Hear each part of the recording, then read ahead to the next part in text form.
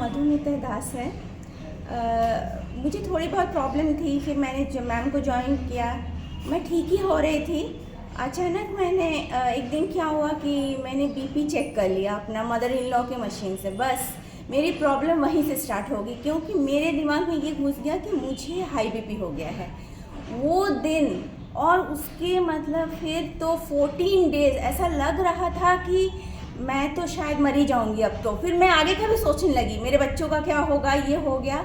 उसके बाद मैंने डॉक्टर्स के चक्कर काटना शुरू किया। एक डॉक्टर कार्डियोलॉजिस्ट के पास गई, उन्होंने दूसरे कार्डियोलॉजिस्ट के पास मुझे भेजा, मेरा हार्ट कार्डियोलॉजिस्ट सब कुछ चेक कराया, ब्लड टेस्ट, ऐसा कुछ एक दिन नहीं गया कि मैं किसी टेस्ट से नहीं गई हूँ।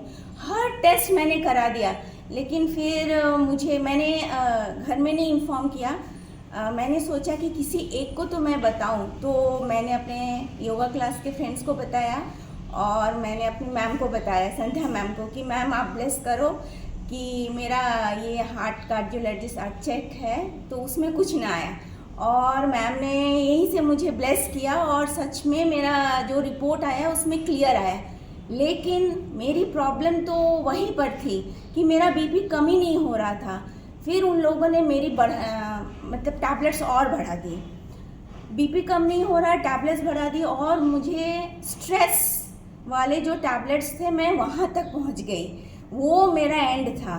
फिर मेरे हस्बैंड ने कहा कि तुम मैम के जाके बोलो कि तुम अब जो स्ट्रेस वाले टैबलेट्स होते हैं उस ट्रैक में पहुँच चुकी हो। और लेकिन मेरी मेंटल हालत उस समय इतनी ख़राब हो चुकी थी, ऐसा लग रहा था कि हम मतलब बिल्कुल दलदल में फंस चुके हैं, मतलब कोई काम नहीं कर पाते, क्योंकि मेरा मतलब वो माइंड गेम चल रहा था मेरे साथ। और हम किसी से बात नहीं करते थे घर पे, हमेशा लगता था अब तो हम ख़त्म हो जाएंगे।